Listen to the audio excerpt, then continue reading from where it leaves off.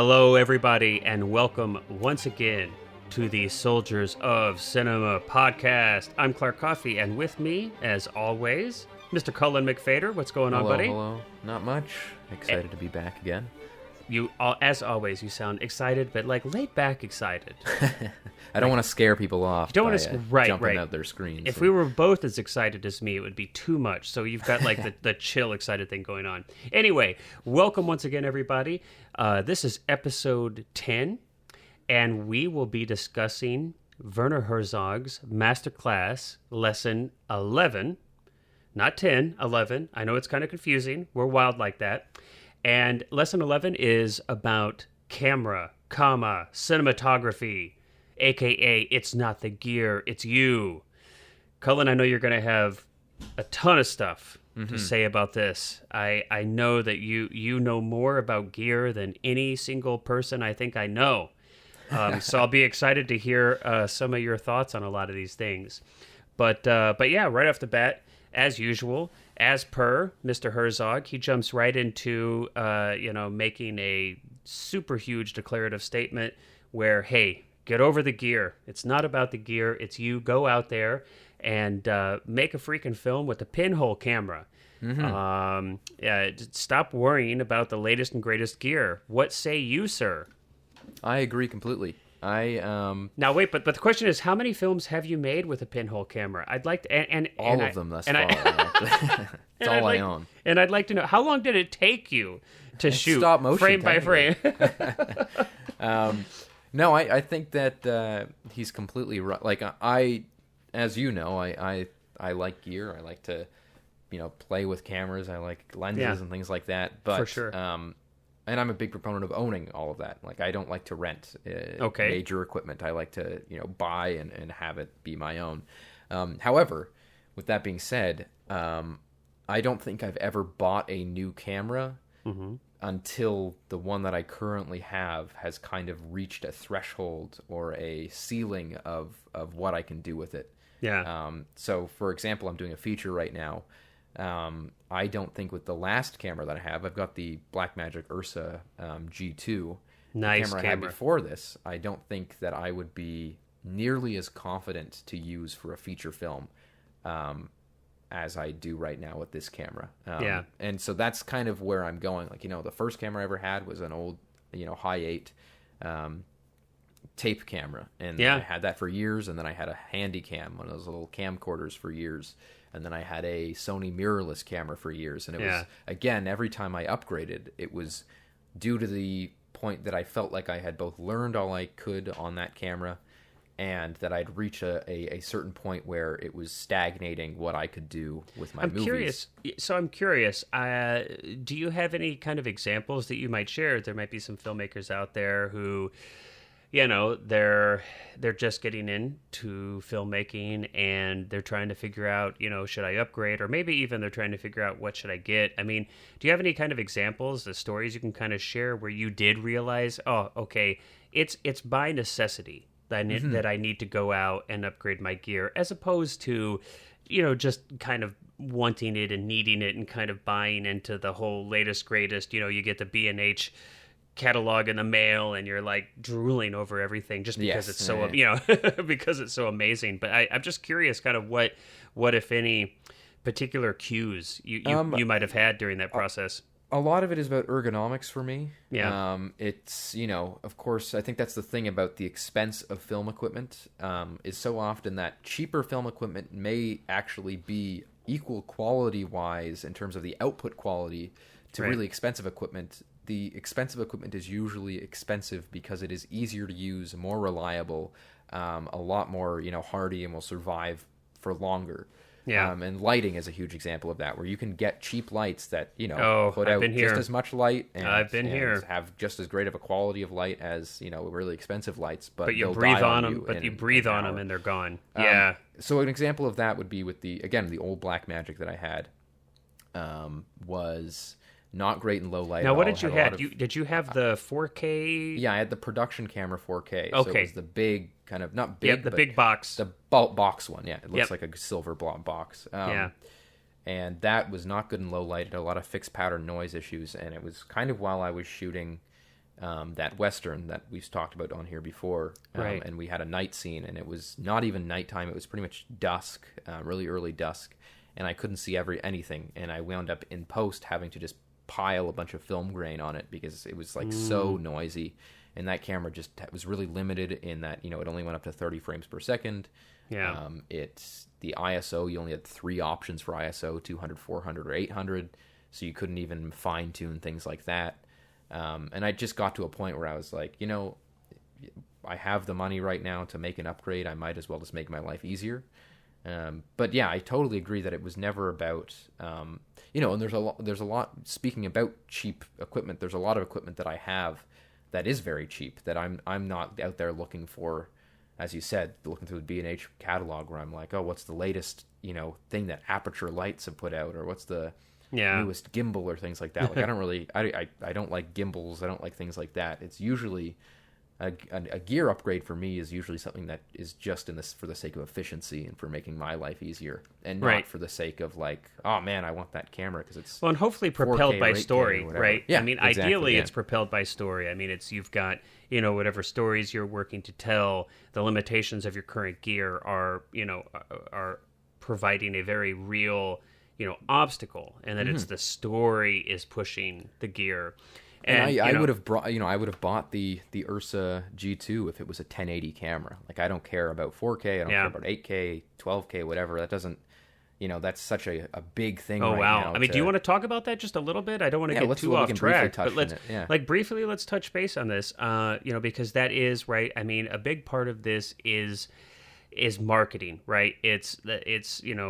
We're all kind of exposed to just this onslaught of marketing messaging about the latest and greatest, right? And I mean, a big way, that these camera companies continue to sell newer models is, it's like the resolution war. It's got a bigger number on it. Is a big part of it.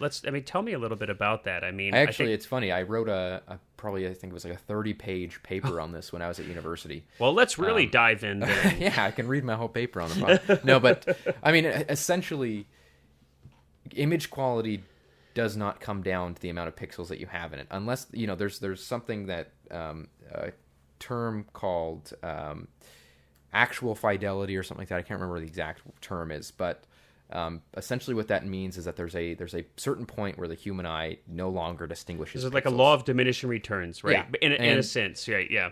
Even at the point where you can see, even like there's no camera, even at 720p, where you could individually count pixels. Yeah. What matters more is the quality of sensor in terms of the color, the intake of the color.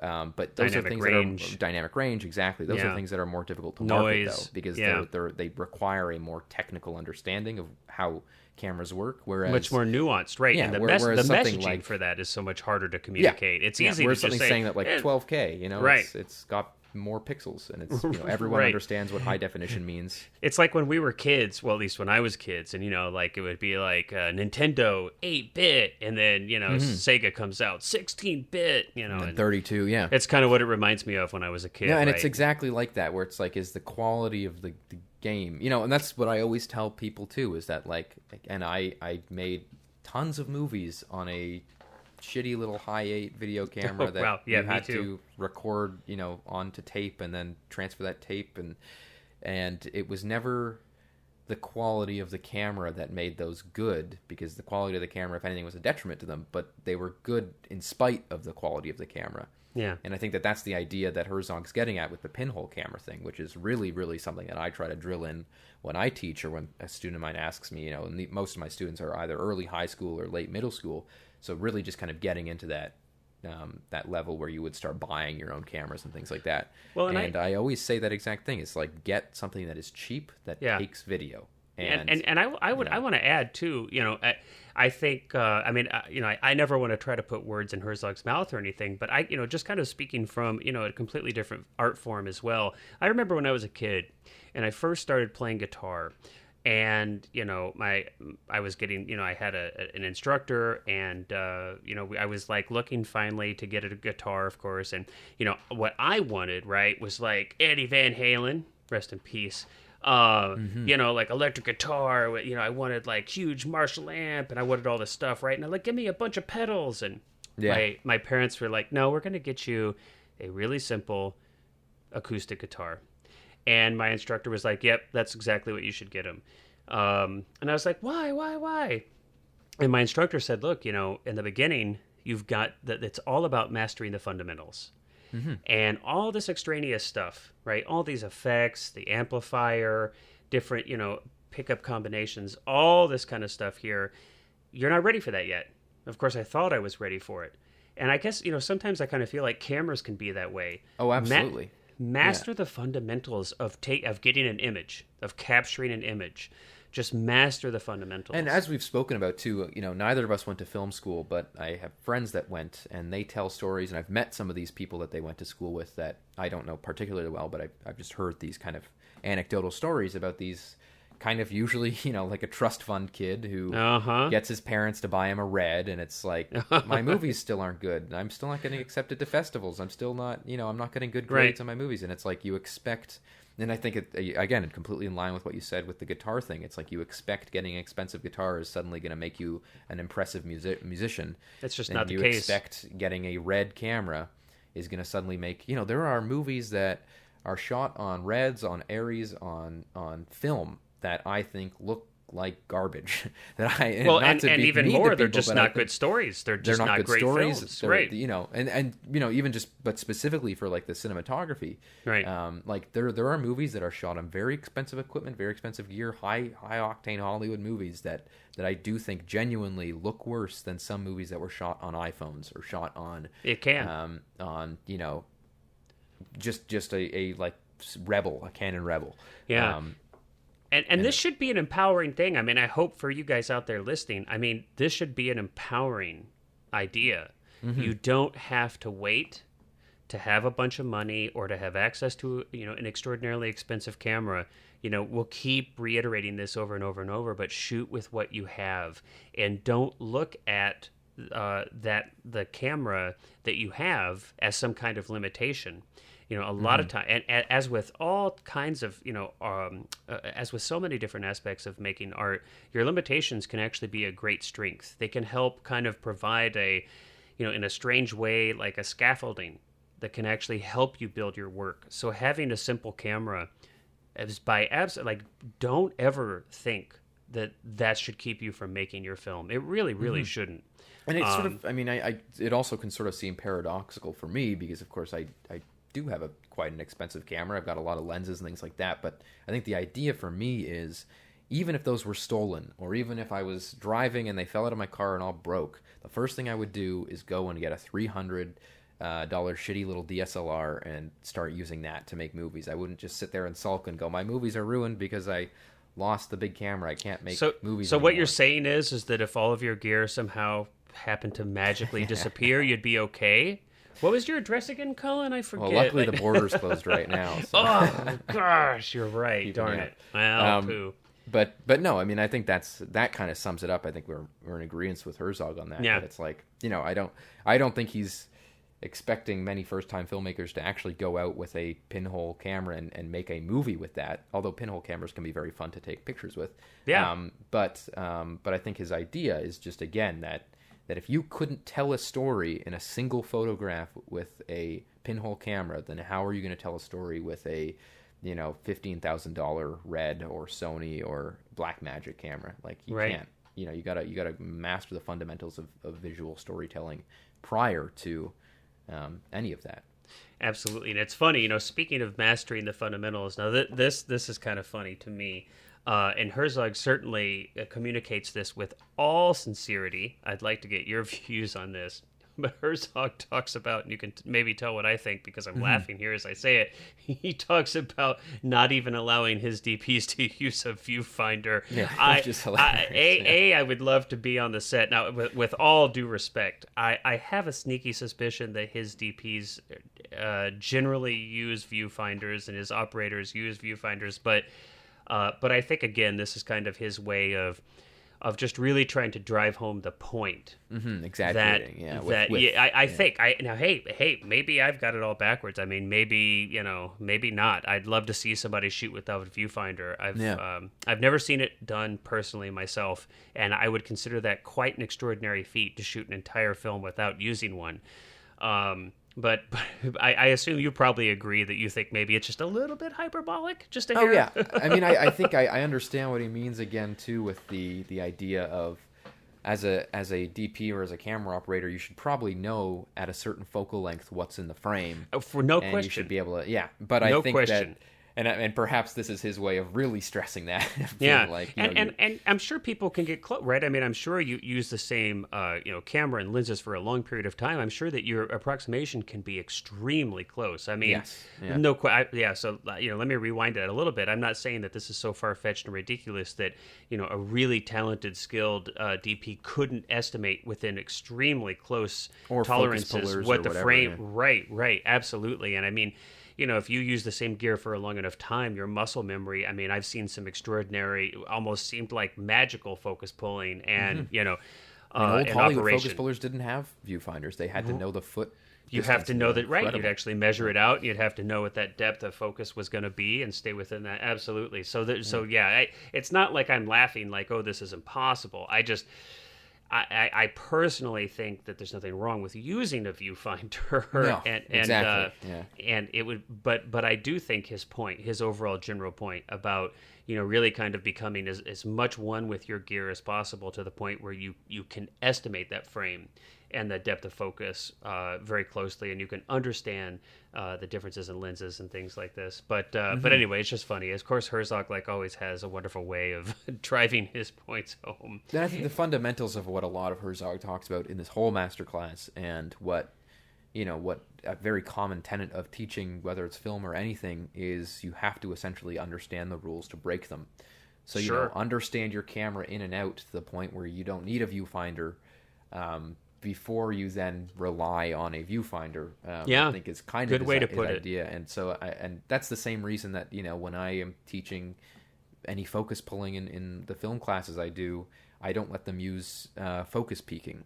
I say focus without focus. You can use it once you know how to focus. Yeah, but don't it be a crutch. Rely on focus peaking. So I turn it off and I make them, pull focus just by doing that, or storyboarding. I say, don't take out the camera and see what focal length you need. Make a guess, make an observation, and try and if you're wrong, that's fine, because that's the best way to learn.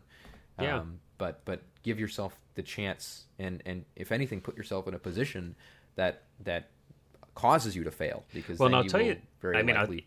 And I tell you that it really does have and this. So sorry, I didn't mean to cut you off there. I just had this done.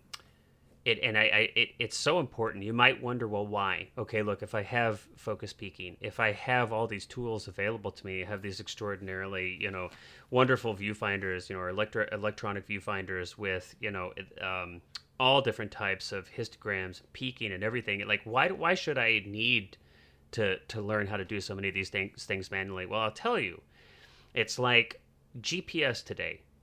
It's like, and I am such a sucker for this. I have completely fallen into this. But when I first started driving, of course, we didn't have GPS. Nobody had smartphones. I had a map, or I just had to remember where things were. And I got around all over the place. We've both been pizza delivery drivers. So and I was a pizza delivery guy, and I used to string together 4, 5, 6 pizza deliveries, and I would just look at a map for about a minute and a half, and I would map out every single delivery in order, and I would go. And that was it. Yeah, they didn't allow us to use our phones. And I'm telling you, I could not find my way to the grocery store that I go to 50 times a month today, because I have become so reliant on my cell phone, on my GPS. And there will definitely come a time when you're shooting where you're going to be on location, and one of those tools that you've learned to rely on is going to fail, or won't work in the specific circumstance that you're going to need it to be or you'll be shooting on a medium that doesn't allow it. Any number of these things, correct. Any number or combination of these things. And what are you going to do then? And so and you think, well, what's the chances of that happening? Well, I think even with the best gear, the chances are actually not that far fetched. No, and I think even taking it a step further there too, I've seen people who have no equipment failure, have focus peaking on, learn to focus pull with focus peaking, who are awful at it, even with focus peaking, who Yeah, their idea of focus is getting the most colored squares in the spot and not actually really analyzing the image for what it is of what's in focus and what's Excellent not. point. Right. And it's like they're not even looking at the image. It makes I've your seen brain this too. turn into like an autofocus thing, which is Yeah. the worst. Yeah, so great points. And so I think we just, hammer home yet again the importance of really learning the fundamentals and then building upon that. Learn to navigate manually, and then you're not having to rely on the tools to the point where you're kind of pushed out of the equation. It's like at that point, what are you there for then? Yeah. So, he mentions, and I've seen this film briefly, or not briefly, it's a brief film, so I've just seen it. And you've not yet, but Herzog talks about the documentary film, and I think it's the English title is The Mad Masters, which is a 1955 short documentary. It's about 36 seconds long-ish, shot in the Gold Coast, and has to do with colonialism and its impact on the people there.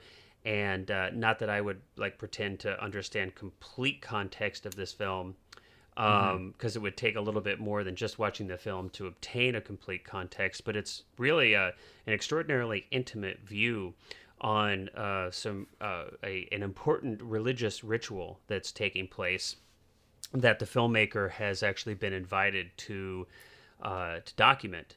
And Herzog uses an example of, what you can do with such minimal gear. And I think Herzog mentions, correct me if I'm wrong, but it's like he has a hand cranked camera. He can only shoot, 24-second burst. He's got one lens. I do not remember the focal length of the lens that he had available to him. But I mean, really rudimentary gear. And I think it was just him.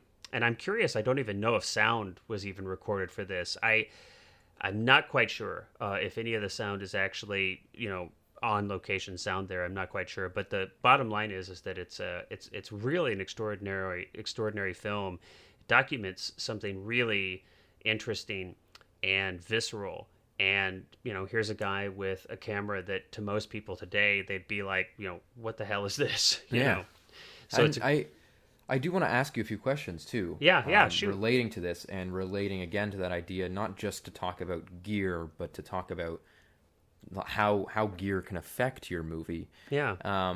So firstly, and we briefly touched on this before, I think, in another episode, but I don't think either of us have ever shot a full feature or even a longer short of our own on film. That's correct. I have not. I've shot. I have, as I said, I have a 16mm camera, and I've shot short things that, again, very similar to what you just described, where it's a hand cranked, push button thing that goes for 24 seconds. And I think, just to get into a broader scope of it, because you also mentioned the idea that he has not a zoom lens, just a lens with a single focal length. That's my understanding, that he's just got a single focal length lens. That's correct. Yeah, but I don't recall what.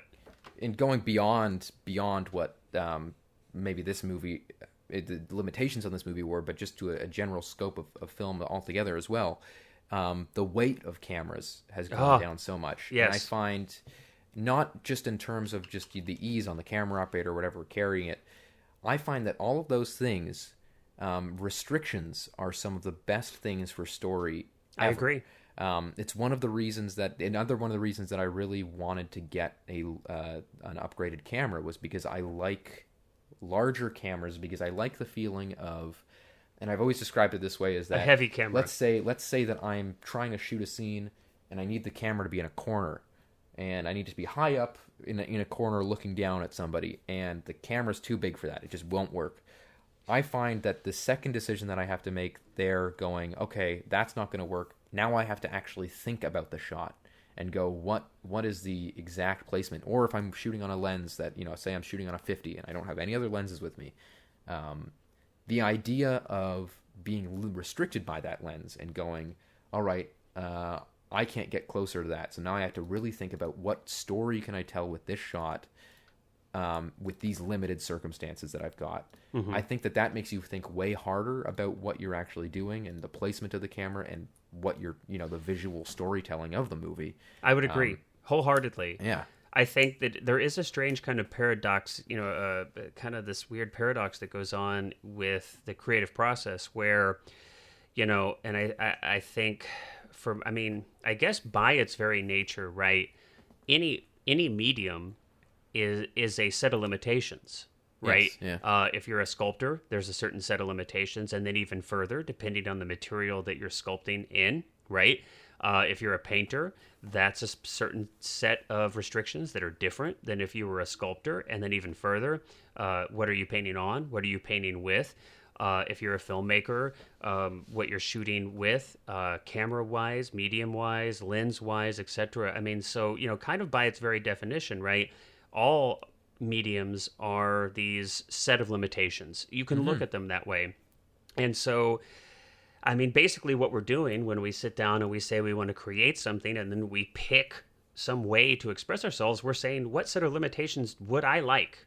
To work with. What are my options here? Yeah. I mean, that's kind of what you're doing. Well, it's also one of the reasons that I prefer, if I can avoid handheld, I prefer to shoot on tripod all the time for movies that I'm making, because I find again that when you're shooting handheld and you're kind of, there are some great handheld shots and movies that use handheld extremely well, but they're all almost to me planned like they're tripods. Whereas I find a lot of people fall into, when they're just doing handheld photography, just kind of going with the flow and almost improvising the camera. Whereas I find if I'm on a tripod, I really have to know where everything's going to be, because I have to make sure that, if I'm still here, I have to make sure that I can get all the stuff in the shot and really plan that out.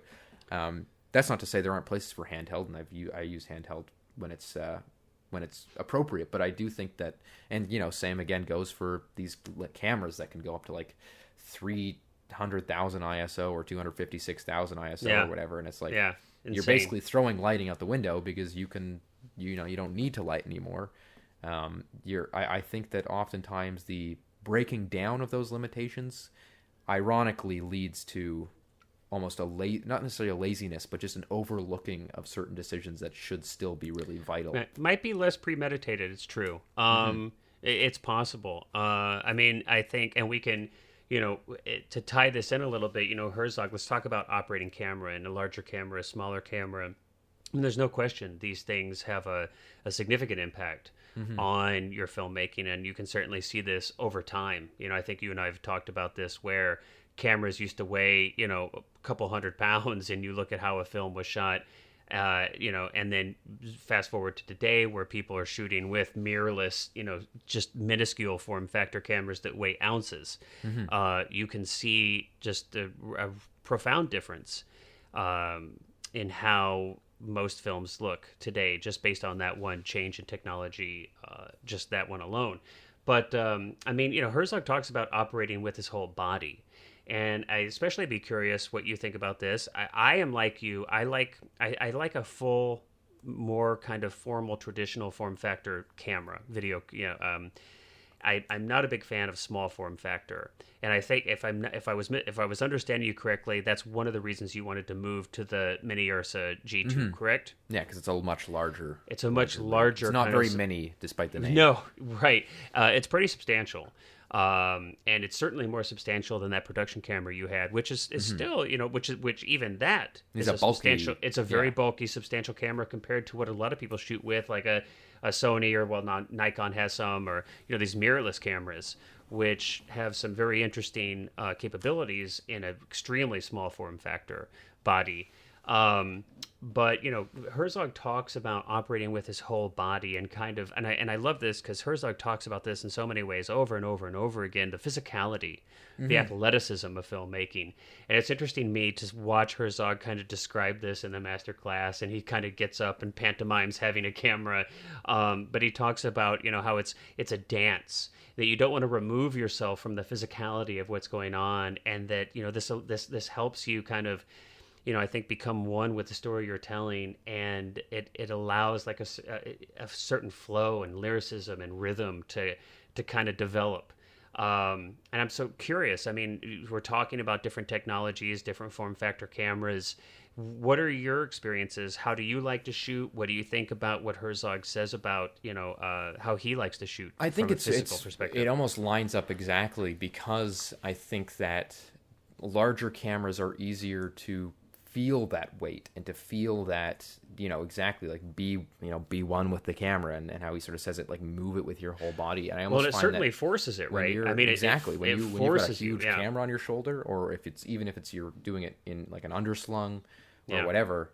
I think a good camera operator is somebody who, you'll watch them contort. And I had a little bit of experience with that when I was doing live camera photography or cinematography at TIFF, which is very different than, of course, narrative, but just contorting your body to get into that image, and it can be super uncomfortable, and that's why most camera operators have really bad backs. But it feels like there's just something, again, about the image versus just having a DSLR in my hand and being able to kind of hold my hand out and point it, even beyond just the fact that smaller cameras tend to handle shakiness less well. Yes. There's just something about being able to just do that and to hold my camera out and be fine with it, and it's not, versus really, really feeling the weight. And you look at someone like Hoyte van Hoytema, who is he's done most of Nolan's most recent movies on IMAX, and like he really pioneered this idea of doing handheld IMAX, which is insane because IMAX cameras are like the size of desks, but he's really, really pioneered this idea of it. And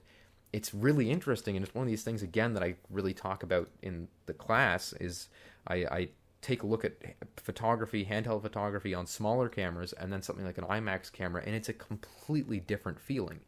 The IMAX camera almost feels like it's moving by itself, like it's this big, like every single movement of the camera is intentional, and it's precise, and it's planned, and it's versus just being able to conscious purpose flip a camera around. Yeah, exactly. Right. And as I try to find, because it might be challenging for maybe somebody to kind of understand, well, what's the big deal here? It's like, don't you want the camera to be more mobile? Don't you want, or like, the freedom to and certainly, like, make no mistake, there are some definite pros to smaller cameras. Like, I mean, absolutely there are. I mean, just, but I think what we're trying to kind of highlight is like some of the things that you might not instantly think of that are benefits of a larger camera.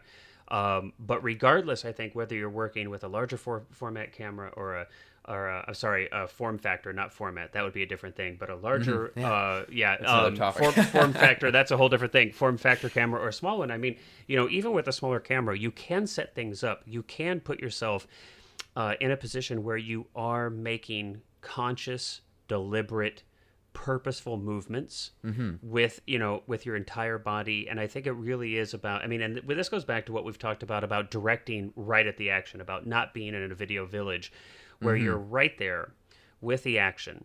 You are involved and present with the performers, with your actors, and it's that dance or that exchange of energy and being there. And that's that's a really great time to actually bring up Herzog's philosophy on zooms, which is ironic because Aguirre begins with a zoom. But I think that Herzog, for those of you who haven't seen the Masterclass or don't know, that Herzog doesn't like zooms, or at least in this lesson kind of speaks to them about don't zoom into a subject, kind of actually physically move in with the camera with your whole body. Right. So he's not saying, and we can touch on this. This is kind of two different things. He's not saying I don't ever use a zoom lens. He actually does specifically call out, and I love zooms for documentary work. Yeah. I actually love them, and I don't know that I've ever. I mean, I almost exclusively shoot documentary stuff with a zoom.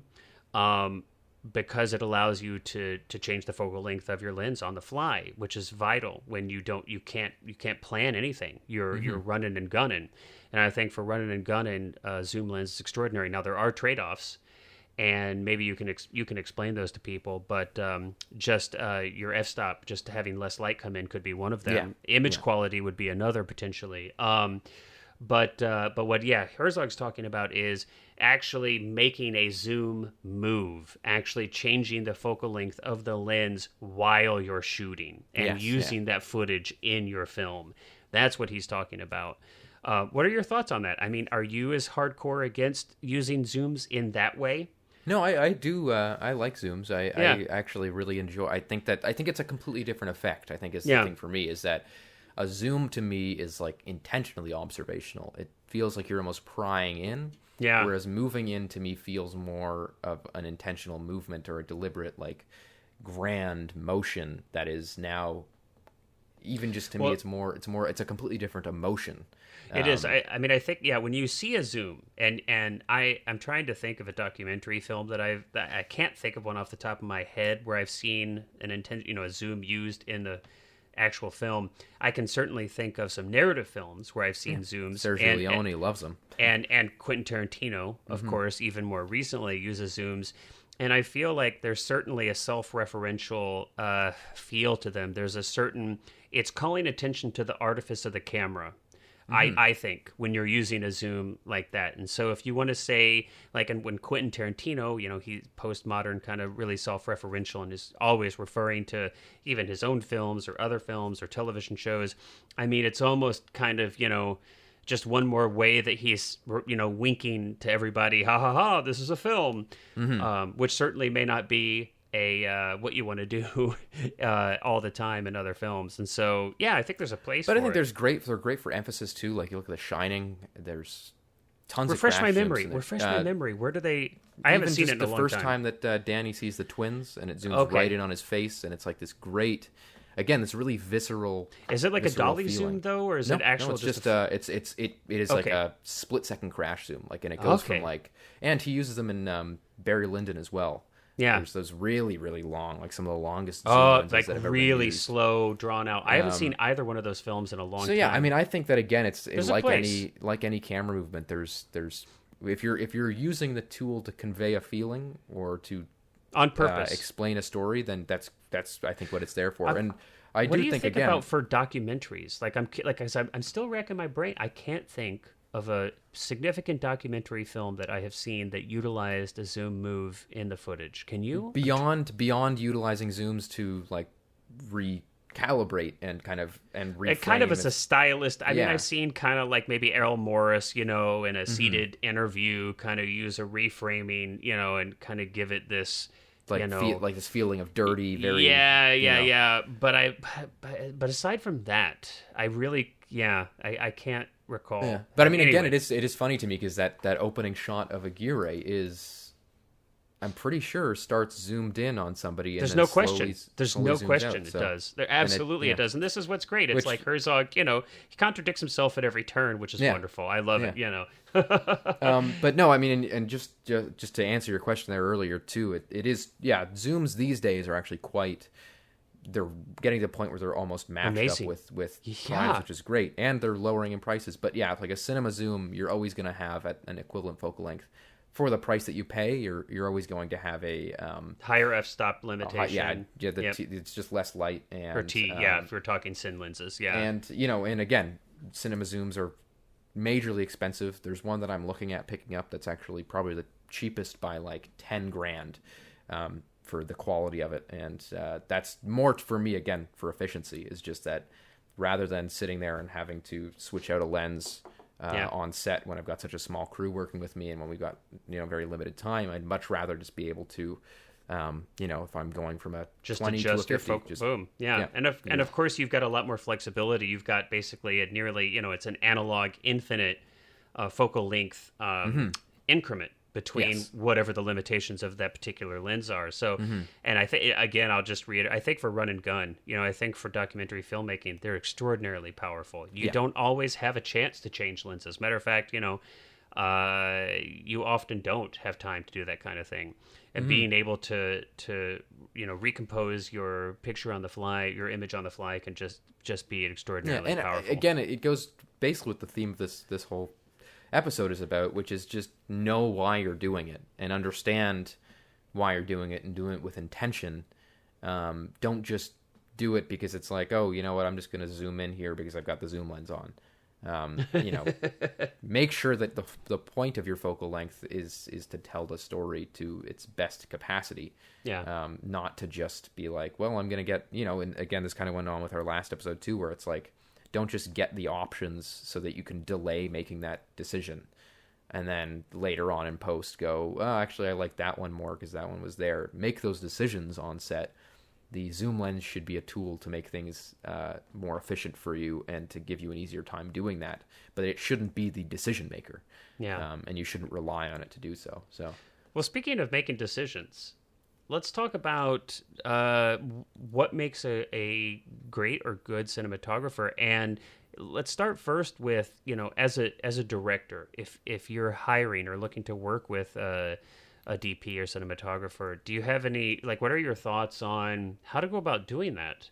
Oh, it's such a fluid role. I think that's one of the first conversations that every DP and director have is it's almost like the vice president and the president, where it's like, what are you going to take care of? What am I going to take care of? What are we going to work on together?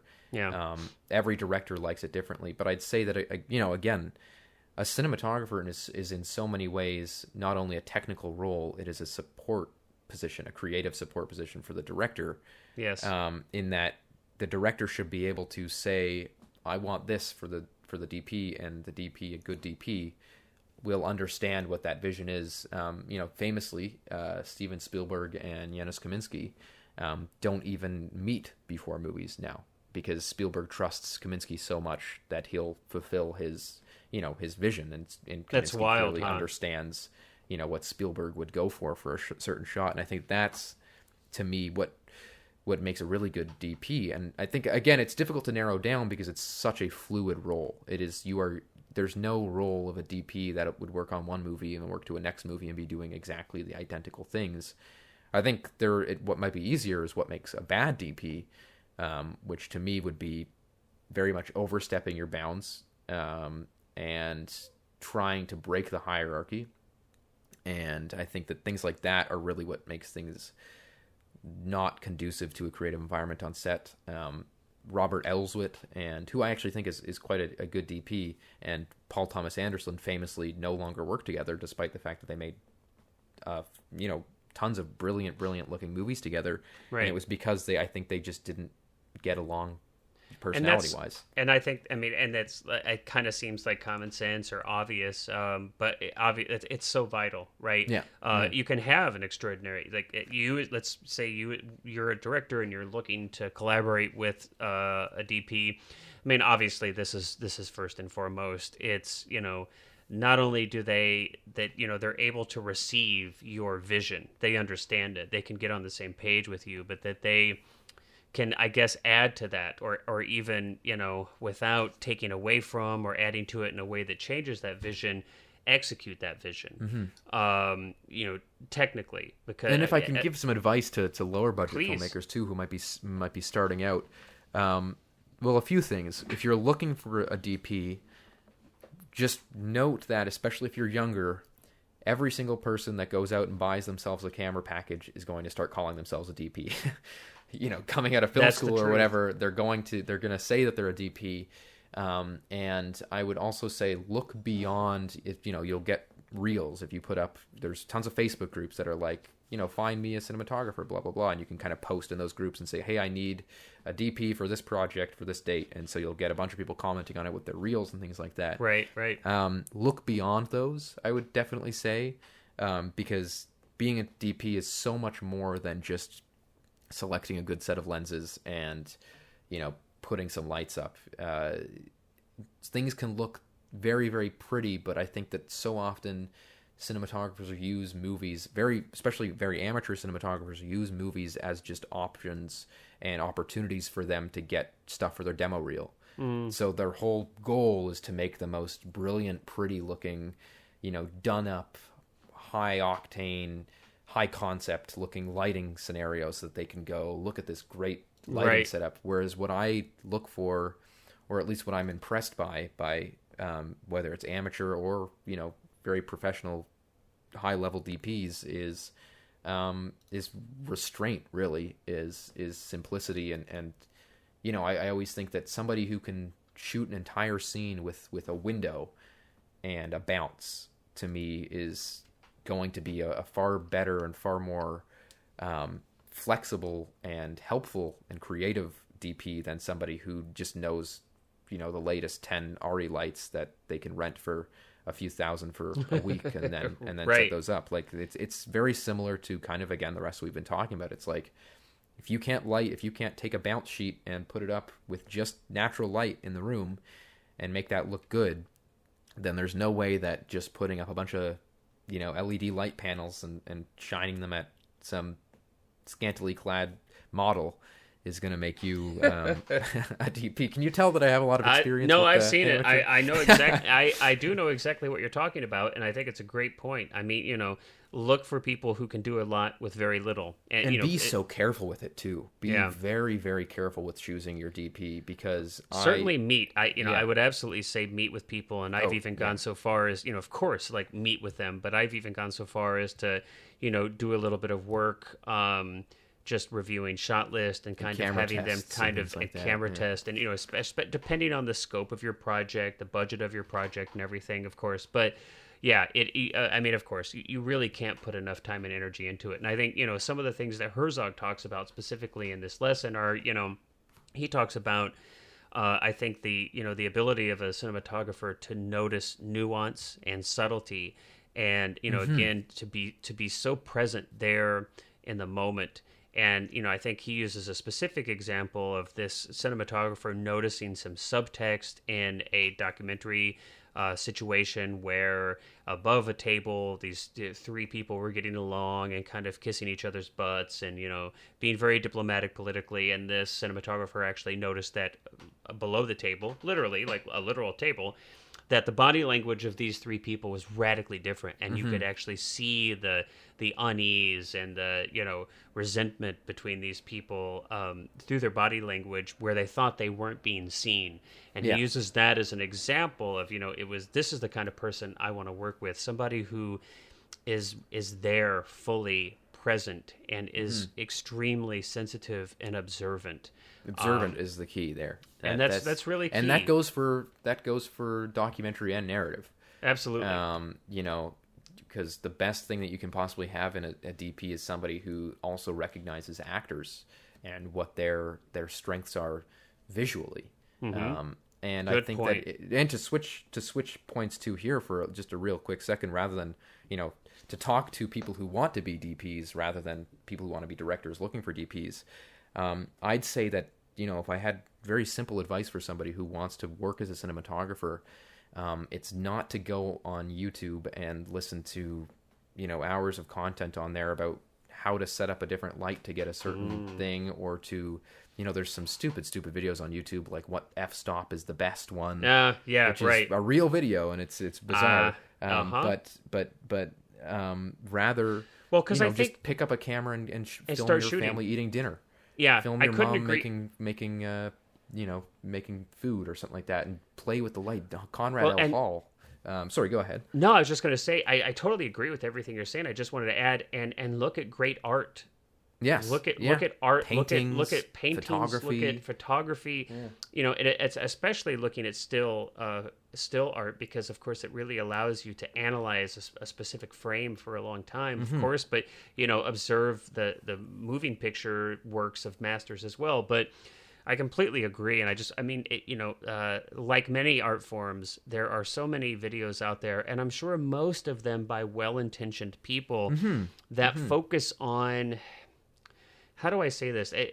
Where it's almost like, here's the secret how to do this, and if you just learn this thing, then you're going to know how to do it. Like you had mentioned, it's like, well, here's like a perfect f-stop for X situation. Well, it would be like looking at the Statue of Liberty and saying that, okay, that's a great work of art. Here's how you screw in a nail or rivet or something like that. And going like, that's this is the technique that they use to rivet together. That's what I Statue of mean. Liberty. Like, here's the secret, right? There's so much of this. Like, here's the secret. If you want to be good at this, then here's the secret how to do it. And of course, there never are any secrets. There never are any simple answers. You don't have to, like Conrad L. Hall, as I said, he's my favorite cinematographer of all time. I think he did some brilliant work in his.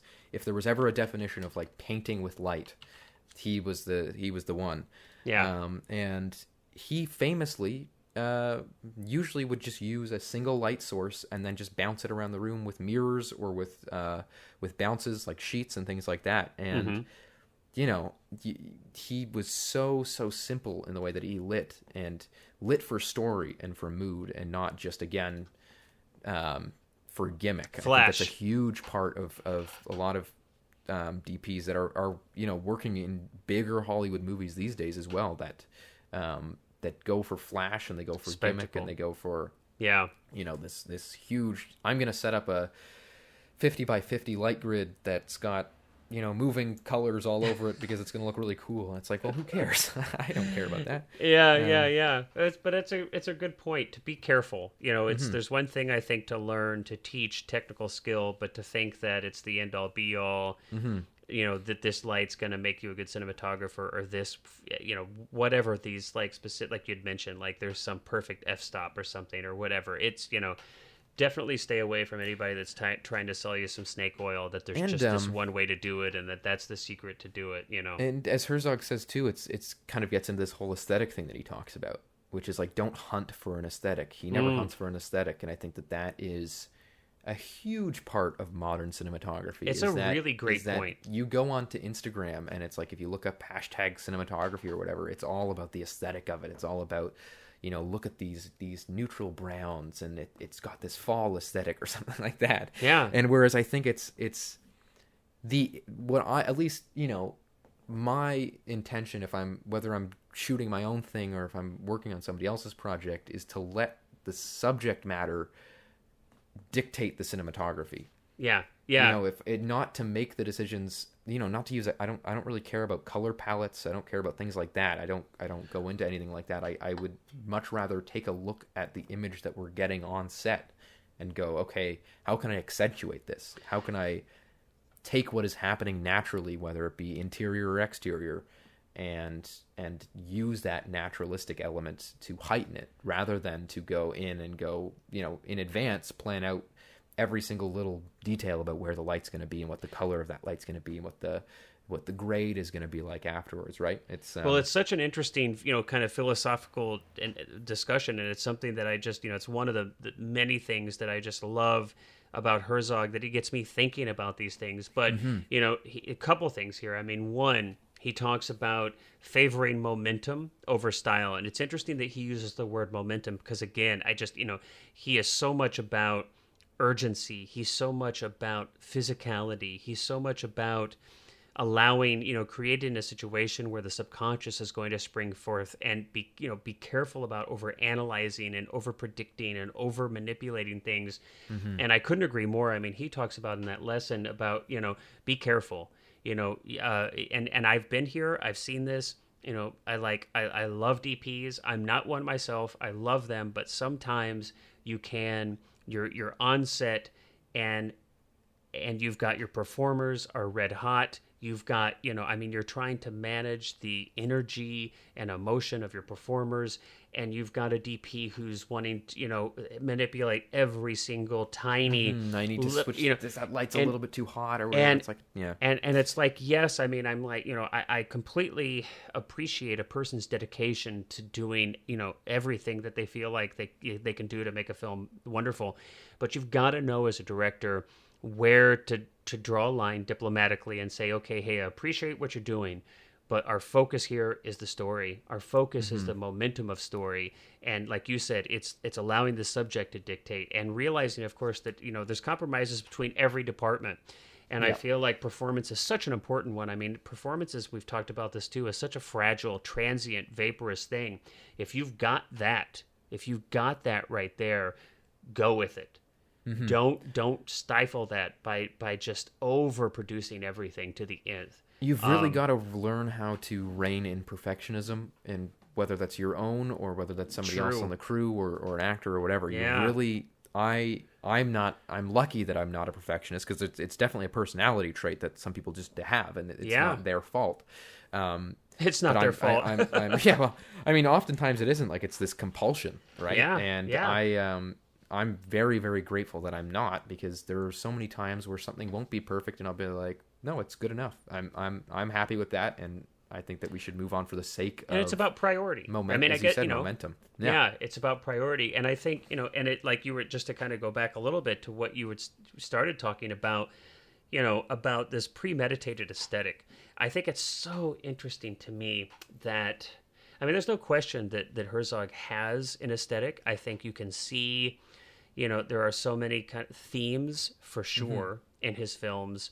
I think like his overriding kind of philosophy, or his kind of the way that he sees the world, comes through so clearly. And in even so many just of his visually, films. he really likes wide angle lenses. And visually, like that. he's got right. And I just love the way he ends this lesson, right, where he's like, he talks about not being very consciously preoccupied with his aesthetic himself, and even to the point where he's telling his collaborators, his DPs, hey, I don't get artsy fartsy on me. I love that he uses that terminology. Artsy fartsy. I love it, but he's like, there's something so interesting and key here, I think, to the creative process as a whole, where he talks about, look, I don't premeditate this, and yet here it is. Somehow all of my films, they clearly have an aesthetic. You can't argue that they don't. But I'm not working toward that. Yeah. The aesthetic seeps in. Well, the aesthetic happens, and I just love that he's like, I don't know how that happens. Yeah. But what's more, I don't want to know. It's like this keeping the mystery. It's allowing, and he does this in his writing. He does this in so many aspects of his creative process, where he's like, I want the mystery to be.